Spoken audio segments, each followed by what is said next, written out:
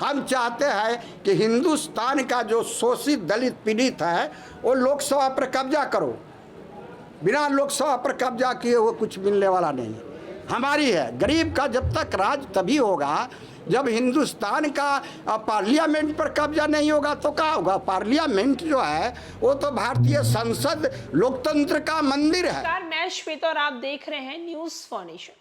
अक्सर आप ये खबर सुनते और देखते होंगे कि अगर किसी का देहांत हो जाता है तो उनकी प्रतिमा बनाई जाती है और उसका अनावरण किया जाता है। लेकिन अगर हम बात करें बीएसपी की प्रमुख मायावती की, तो मायावती तो अब खुद जिंदा रहते हुए वो अपनी प्रतिमा बनवाई हैं और साथ ही साथ उसका अनावरण भी उन्होंने किया है। और उनके ही नक्शे कदम पर चल रहे हैं मुजफ्फरपुर के ये पूर्व विधायक। जी हाँ, पूर्व विधायक सहदेव पासवान जो हैं वो अपनी और अपनी पत्नी की प्रतिमा बनवाए हैं और इसका अनावरण भी किया है। आप पहले तस्वीर को देखिए कि इनकी किस तरीके से प्रतिमा बनाई गई है और इसका अनावरण किस तरीके से किया जा रहा है। तो आपने देखा तस्वीर के जरिए, साथ ही साथ वो क्या कह रहे हैं अपनी प्रतिमा बनवाने को लेकर, हम आपको वो भी सुनवाते हैं।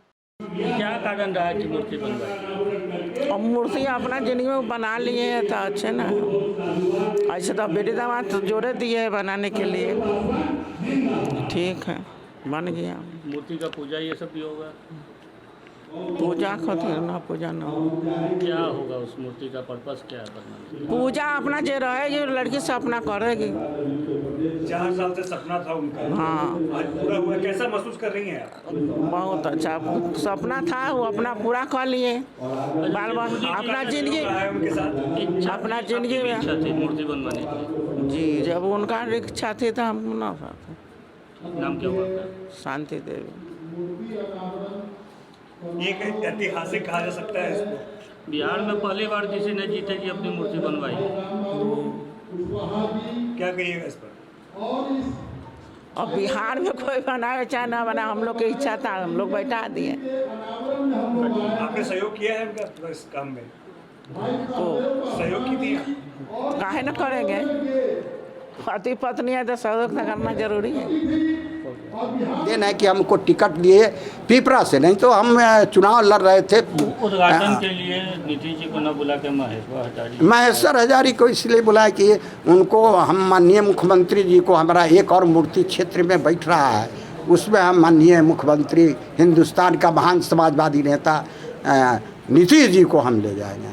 नीतीश जी चूँकि हमारे मित्र हैं, साथी रहे, उनके साथ काम करते रहे। यह हमारी है लड़ाई।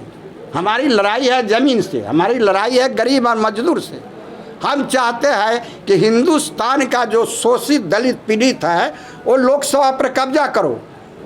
बिना लोकसभा पर कब्जा किए हुए कुछ मिलने वाला नहीं हमारी है। गरीब का जब तक राज तभी होगा जब हिंदुस्तान का पार्लियामेंट पर कब्जा नहीं होगा तो क्या होगा। पार्लियामेंट जो है वो तो भारतीय संसद लोकतंत्र का मंदिर है। कितना फर्क है? नहीं, बिटवीन वेरी डिफरेंस।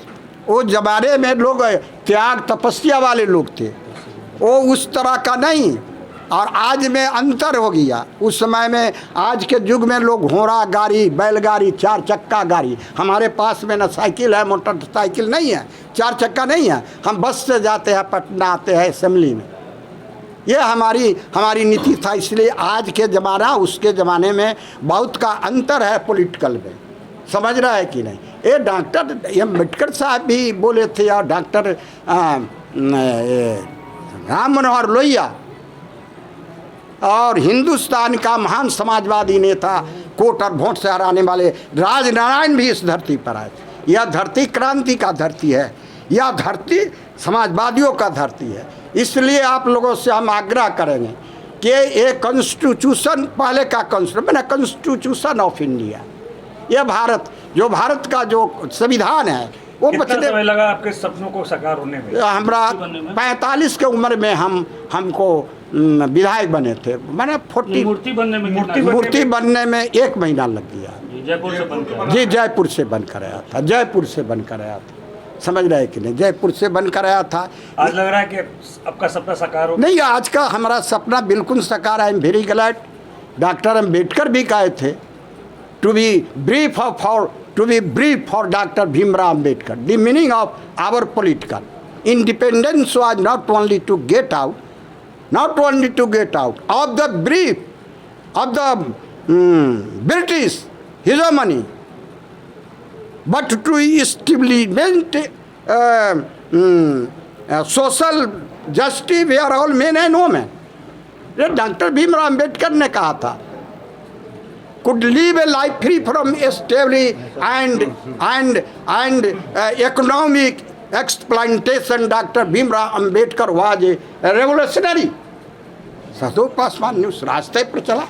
मुजफ्फरपुर के समाजवादी नेता और पूर्व विधायक सहदेव पासवान ने जिंदा रहते हुए अपनी और अपनी पत्नी की प्रतिमा का अनावरण मंगलवार को कराया। एक अनोखी पहल की है।